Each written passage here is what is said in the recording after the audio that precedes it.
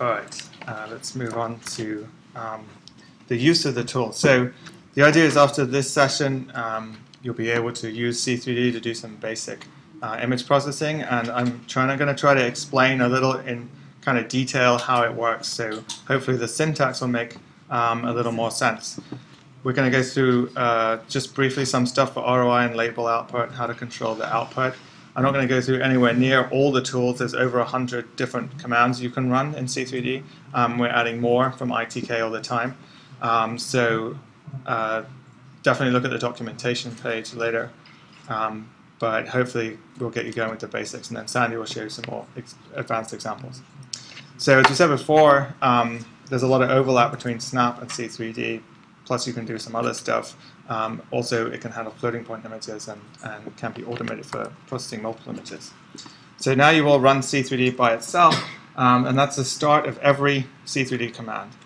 So first that just basically tells your terminal, I'm going to run C3D.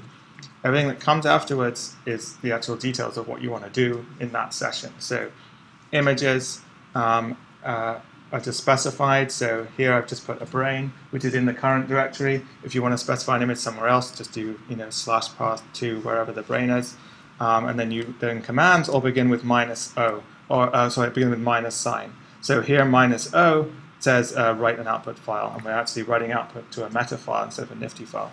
So that's kind of where Convert3D, I guess, first got its name, because we used it to convert things from one format to another. As Paul mentioned earlier, be careful when doing that, and if you can, stay with Nifty, because Nifty has a pretty detailed set of information about the image orientation and physical space that's more or less pretty well understood across different programs. So when you change format, sometimes you have to do it, but be careful, there can be changes in the space of the image.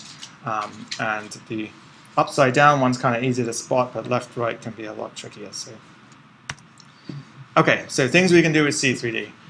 Basic image math, so we want to add two images together, we can do it just like this. We say C3D, image 1, image 2, add them together, and then -o, output the addition.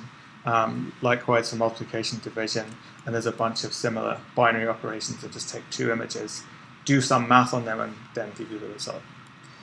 There's many more functions. If you just not remembering them all, you can type C3D -h and you'll get a very long list. For more detail on how to actually use them, go to the website.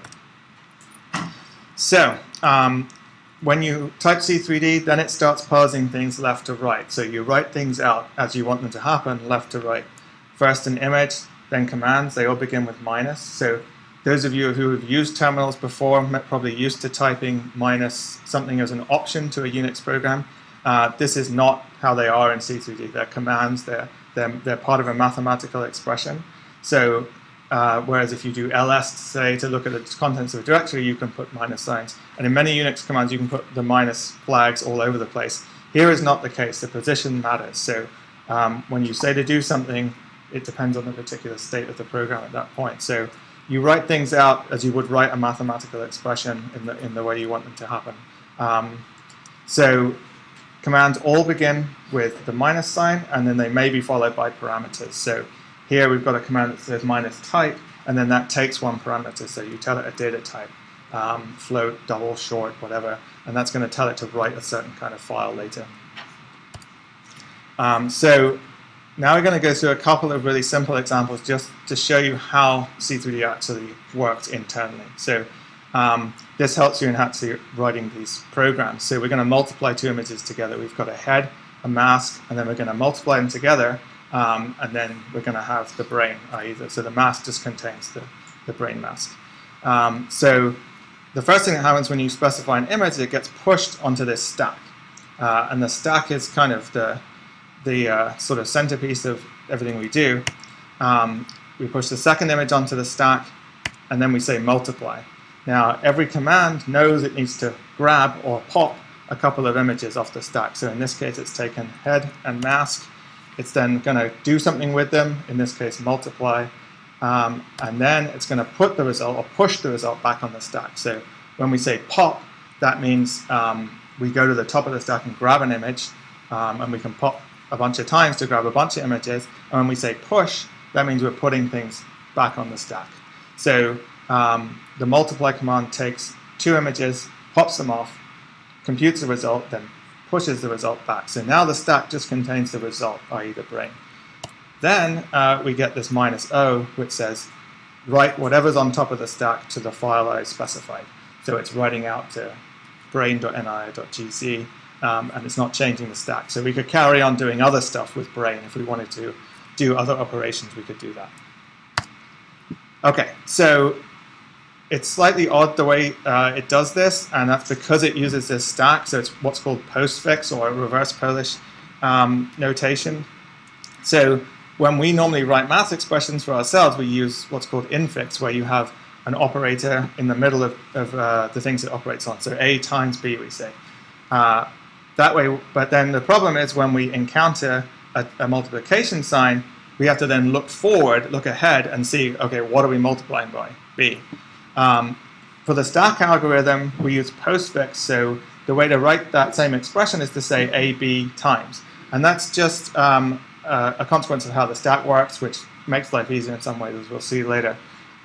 So whenever a command comes in C3D, such as -multiply, -add, or what have you, the images that it needs to work on have to already be on the stack. That's why the multiply comes last. Okay, so then it grabs those 2 images. It'll grab A and B, multiply them, and then replace them by the result.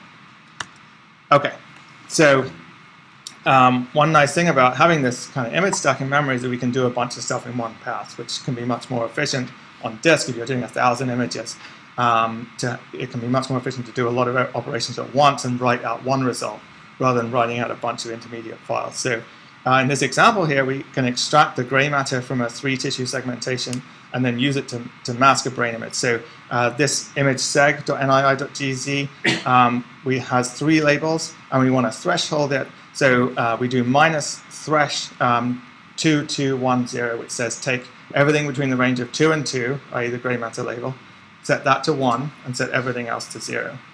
And then write out the result as the mask. Then separately, we could call C3D again, as on the bottom line, and multiply them. Okay, but we could do all this in one go without writing out the intermediate file. Can if we want to, but we don't have to. So here's how it works. First T1 goes on, seg goes on the stack.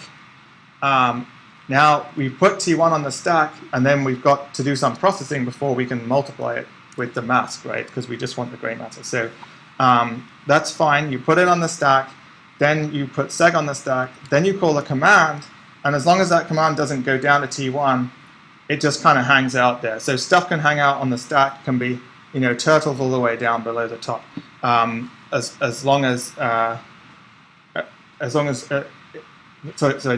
nothing will affect T1 until we're ready for it, basically. So thresh, unlike multiply, thresh only takes one image off the top of the stack. So it pops 1, it thresholds it, as we said, it will just give us a binary mask. If we said 2 to something else 0, it would give us another label. So we don't have to have the label 1 for this mask, but we'll use that because it's convenient.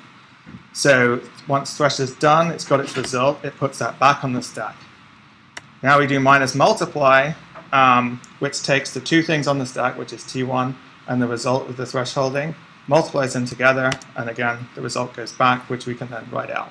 So we've just done this thresholding and multiplication in one step without writing out any intermediate files. Okay, so now let's go to exercise 9A, and we'll just do some basic commands.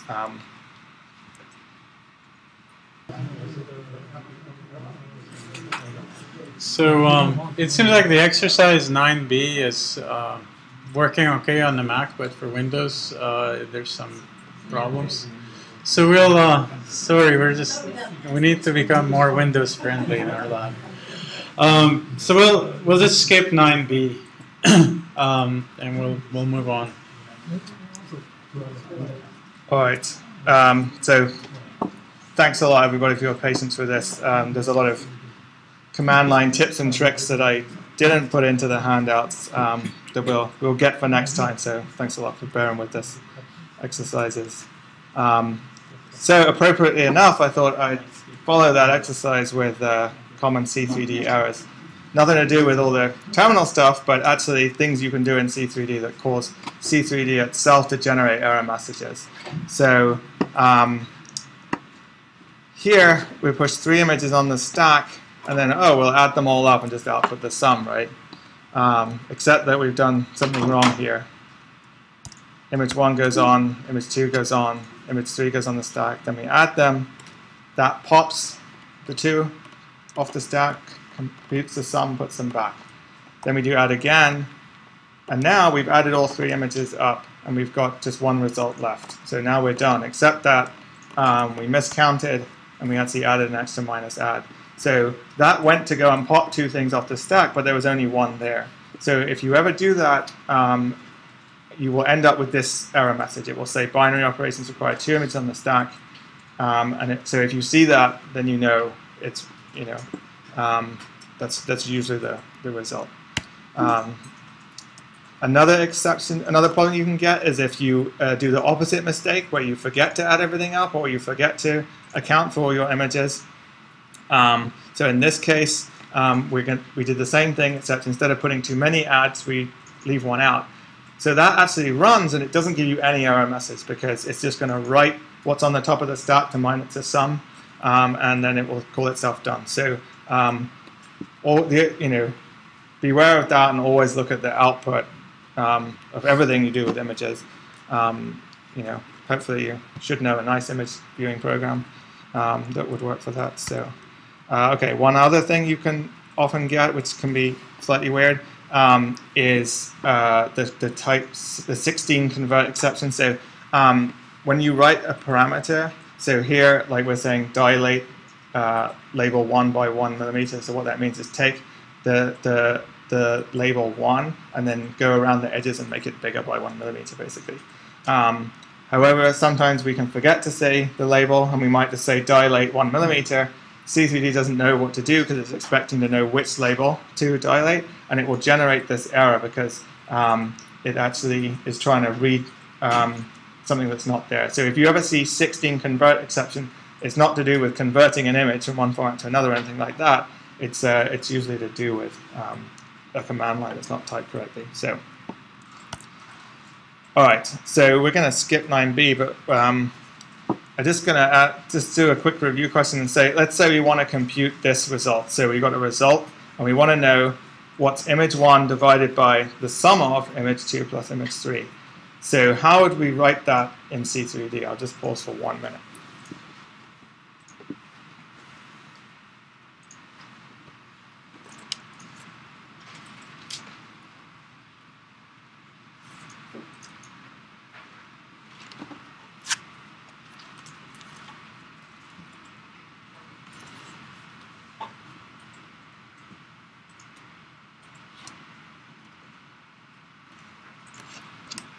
All right, that's how we do it. So we would basically say, put all 3 images on the stack, then add, then divide, then we'd output the result. So that's that expression written in postfix. And because it's in postfix, we don't need to worry about parentheses or whether divide gets done before add or any of that business. And that's one of the nice features of it. So in infix, the way we wrote it at the beginning, image 1 divided by parenthesis image 2 plus image 3. But in postfix, that's all resolved. All we know is that we put these images on the stack, then we go to plus. Plus takes 2 things off the stack, 2 and 3, adds them together. Then the division gets done. There's no ambiguity, and there's no worrying about brackets or anything like that. So in C3D, you don't use any of those things. You just specify things in postfix, and the operations are read left to right. So that's how you should look at a C3D command line. So I'm just going to go through some other features, things you can do. So thresholding that was in that first exercise. There's different ways in which you can specify intensity. Sometimes it's convenient to say threshold between 2 absolute values, 1 and 2, 1 and 3. You can also say things like infinity or minus infinity. So if you want every positive image in every positive value in an image, you can say thresh 1 to inf, or minus inf to 0 if you want every negative value. Sometimes absolute values are not so useful. So in this case, we're looking at the clip thing, which is a way to clamp intensities if you've got a very large range and you want to make them more manageable. So clip fixes everything between 0 and 1,000 on the top here. But you can also say clip between a percentage. So you can say 1% and 99%, say, or 5% and 95%, whatever you like. Or you can mix and match. So you can say clip between 1 and 99%. And what that will do is compute a histogram of the image and go to the 99th percentile. And then it will clamp the intensities of the image there. So whenever there's a way to specify intensities in C3D, whether it's clip or thresh or whatever, you're free to use absolute values, all these percentages, or a mixture of both. You can also change how the percentage intensity is interpreted. So here we're clipping between 5 and 95%, and we can do the percent intensity mode.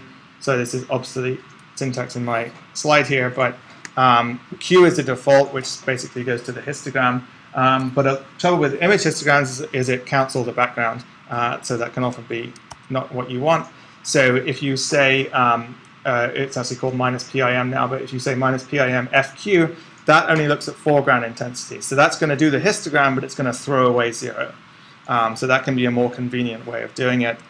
You can also just use range. So with -PIM R, you can say, I want 5% from the minimum, regardless of the histogram, and 1% from the maximum. So it's pretty flexible in how you specify intensity, and different ones will be useful at different times. So the point of exercise 9b was kind of to deal with that, but we'll skip that for time, and because some of the pre-processing is different on the Windows versus Mac C3D. Oh, I'm sorry. There we go. Okay, so just as there's different ways of specifying intensity units, there's different ways of also saying spatial units. So here we're smoothing an image, and these are 3D smoothing kernels, so they're a vector. You say 1 by 1 by 2, for example, and you can then follow that with millimeters or voxels. And for shorthand, if you say something like -smooth 2 vox, it will interpret it as 2 by 2 by 2. And again, this is kind of a general thing. I'm using smooth as an example, but there are other commands that require these kind of spatial vectors, and you can say millimeters or voxels in this way. There's a lot of image information commands. They print to the screen. So if you do C3D with T1 and a segmentation image and -LStat, -LStat will look at the labels. It will expect labels on top of the stat, and then an image below that it will give you this information on. So what that does there, it will output label ID 0, 1, 2, 3 for all the labels in the image. In this case, there were 3. And then it gives me the mean, standard deviation, max, minimum, and volume, and so on, of those label regions in the T1 image. So if you've got, say you want to know the mean gray matter value in T1, it's 571. So that's a convenient way to get that information.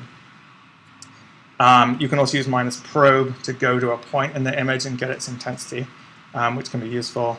And you can change how interpolation is done when that happens. So if you want to see what label an image is, you might want to go with a probe to a point, but you don't want it to say, if it's 0.5, if it's halfway between label 1 and label 0. So you can say nearest neighbor and just get the nearest. 0 is 82.4256. That's the intensity of the image I use, I think t1.ni.gc. Yeah, it's the intensity at that point interpolated in this way. So you can see the values are different, yeah. So all these commands, like there are certain C3D commands that affect kind of how C3D will behave, things like interpolation, -type. They affect what comes afterwards. Like everything in C3D, it's read left to right, so it'll affect what happens later, but not what happens before. So just be aware of that. Info, LStat -O, that can be, you don't have to do, do everything, all these things at the end. You can write out with -O anytime you like. It takes what's on top of the stack and writes it out. Doesn't change anything. You can do info, again, doesn't change anything, just tells you what the image looks like on top of the stack. You can do lstat. All these things are intermediate points. If you've got a big command, you can output that for information. Labels.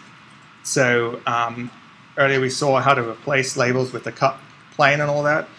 You can do this in C3D. So you've got a lot of images. You want to do this in a script. You could replace, say, here I'm replacing label 8 with 0. And you can just replace any intensity in an image with any other intensity. So it's faster than doing it by hand or doing it with thresholding. Other options like that are like shift and dilate and erode. You can mess with labels. Sandy maybe will tell us more about labels in the advanced section. So I guess the last thing I kind of want to go into is user stack manipulation. So when you specify an image, where you specify it is one way to control the stack, right? Because it goes on the stack at the point in which you put it on the command line. There are also ways in which you can mess with the stack yourself, because sometimes that's convenient. So you can do things like -dupe and duplicate the image, so that just copies the image on top of the stack. You can pop things manually without actually doing any operations on them. You can just take an image and throw it away.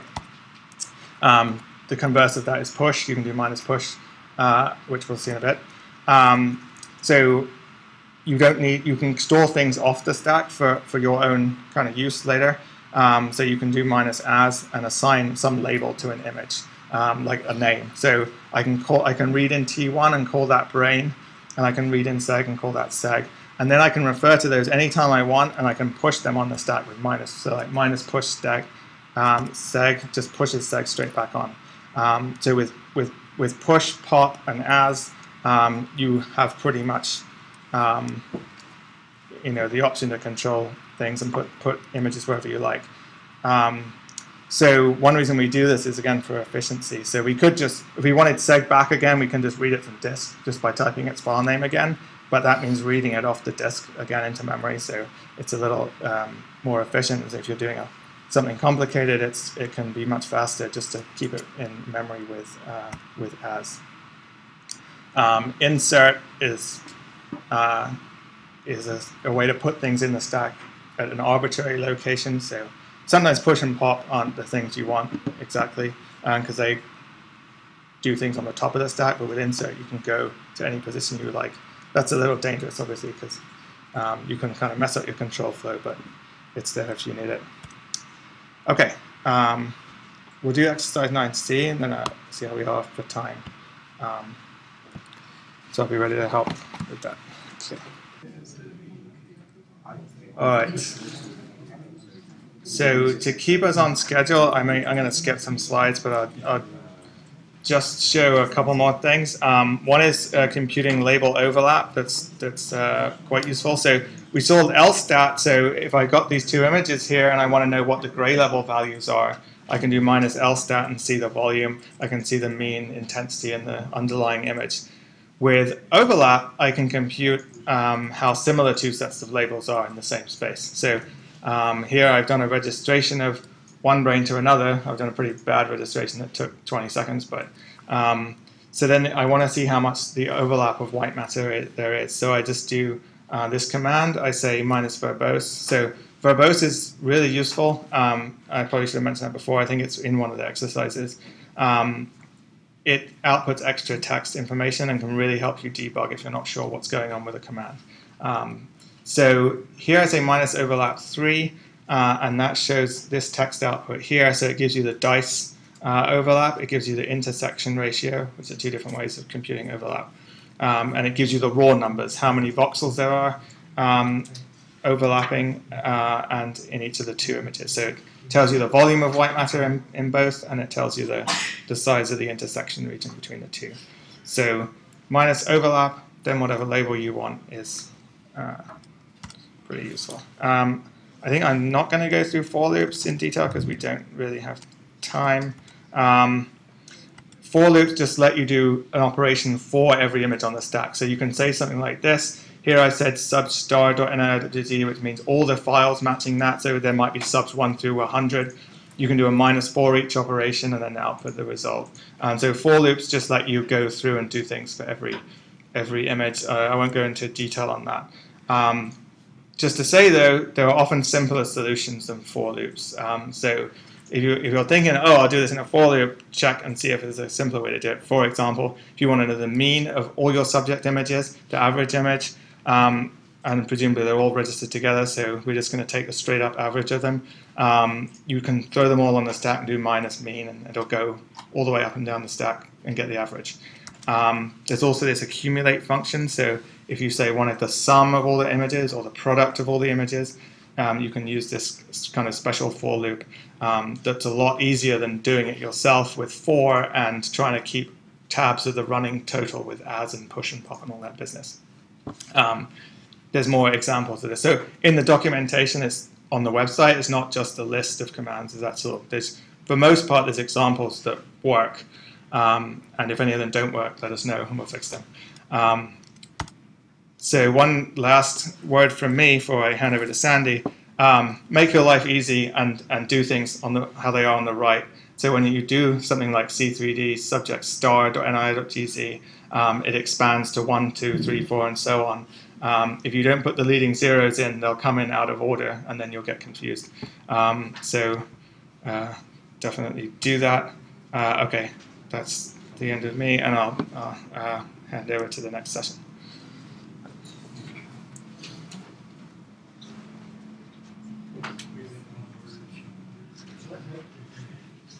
So I just want to say, so this C3D stuff is very different from what we did before with ITK-SNAP, but it's also quite powerful.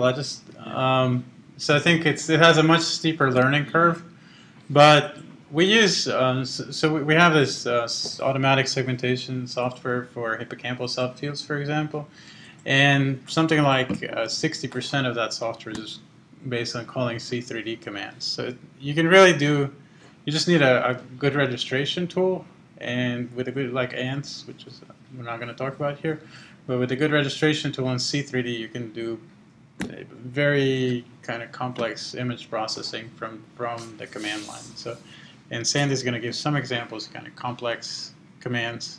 They're going to be way beyond what Phil talked about. But I think the idea is more to just kind of give you an idea of the things that are possible, rather than, expect everybody to be able to do those commands right here on the spot.